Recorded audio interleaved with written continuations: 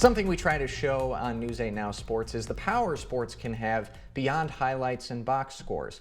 And in the La Crosse area, a mother of three and a UW La Crosse football player are teaming up to try and make their sports community a little bit better. They've had different journeys, but they've arrived at the same conclusion, that organized sports can sometimes be too much of a financial burden for kids to participate.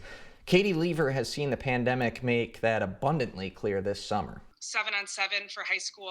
There was like a club, like a league over in La Crescent. There was UWL or Viterbo did a baseball league. And I noticed my son, a lot of kids wanted to play, but they weren't able to afford it. They had to work, they have to pay for driver's ed or they have to pay for insurance or whatever. And with COVID, it's made it that much more worse. For UW La Crosse football player Rusty Murphy, it's a problem he's seen firsthand since middle school. Played a lot of travel baseball.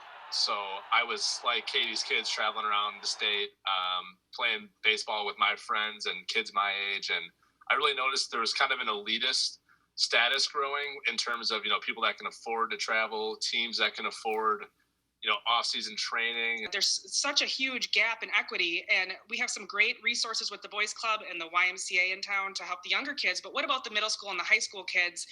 Can we help them, get them a pair of shoes, a bus pass to get to practice? So the two of them met this season and have founded Rising Athletes, a local nonprofit to help make sports participation more accessible for those who may not be as fortunate financially. My initial idea, late spring, early summer, and I was expecting maybe in a year I'd have something filed, something like that. And being this, meeting Katie obviously helped, and we've kind of put our heads together and figure things out. Their major obstacle is providing aid while following WIAA rules. According to WIAA bylaws, organizations cannot pay student athletes to receive things like equipment. Any payment or equipment from an organization has to be donated to a school, so donations would apply to a whole team. But there's opportunity for off-season fundraising efforts too. We have so many options locally for these kids to play, and they're just not taking advantage of it. So like I said, maybe sponsoring a full team from Logan, sponsoring a full team from Central, branching out to the other schools in the MVC, for summer ball, for 7-on-7, whatever,